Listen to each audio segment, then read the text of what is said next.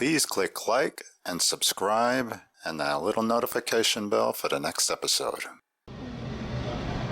We're in Bradbury Bishop Deli right here in Webb City, and we're speaking to Jeanne and Stan. In 1923, a gentleman by the name of Sam Callis had been to Chicago, and he had his first taste of a coney. So he came back to Webb City, and he started selling these conies for 5 cents each, or 6 for a quarter. Sam's son, Paul, told me that his dad would make $500 on a weekday and $1,000 on a weekend selling 5-cent coney dogs. We're Main Street and Route 66 cross, and he stayed there until 1945.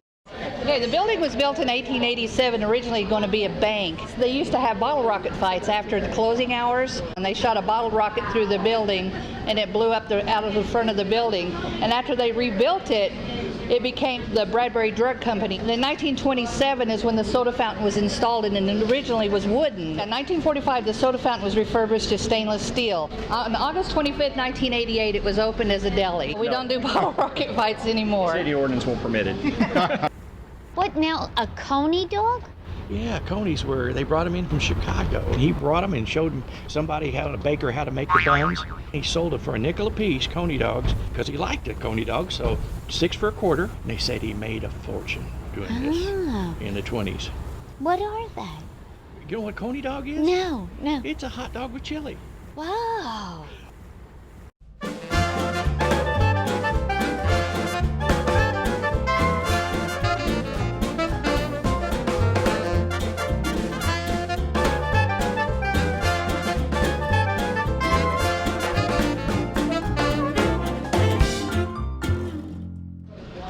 Okay, let's try this out.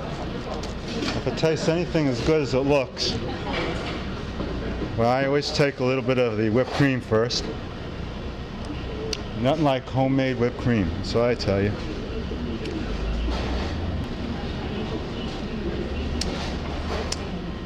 Just like you'd get about in the 1950s or 1940s, I would guess. Beautiful. Tastes great. The Bradbury Bishop Deli strawberry shortcake.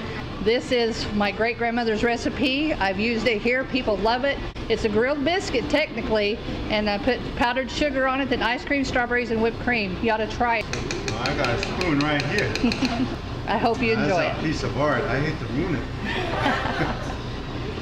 Got a piece of this, a piece of the strawberry, and a piece of the cake.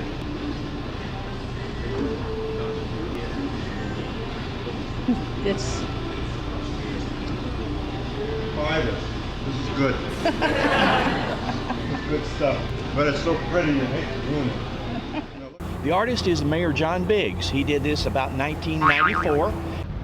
The mayor, John Biggs, is actually a very talented artist, as you can tell by this beautiful mural he painted, called Main Street America. Is this mural strictly about Webb City? No, this mural depicts Route 66. If you look way up in the right-hand corner, you'll see the Chicago skyline, and then St. Louis, and Carthage, then Webb City. Originally, the mural was going to have another section that took it all the way to California. We wound up doing it just from Chicago to Webb City. Well, I want to say thank you, John, for this interview and for sharing some information about this beautiful mural you made. Looks nice, huh? Isn't that great? I think that's a golden hawk, isn't it? I believe it is. I think it's a golden hawk. And what's the name of this street we're on? We're on Main Street. Okay. This bank right here is over 100 years old. It was what used to be the Webb City Bank, started in the 1800s. The left on the corner here is the Middle West building. It's on the National Historic Register. It was an opera house. Really? And it's still gorgeous inside. And they have apartments in it, but they still got the atrium, and it's all gorgeous. It's beautiful. And this is Route 66. This is the Route 66 theater up here on your right. Okay, that's what It's got the neon, on it. Still got the old neon on it. Okay, and here comes the owners.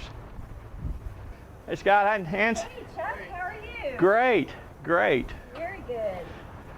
We just finished down at the deli filming, so Awesome. They wanted to meet you. Hey, Scott, how you doing, sir? Good to see Good you. to see you, sir. Great. This is Scott and Nancy Hutson. They're the owners of the theater. We did when it was originally built. It was a Dickinson Theater.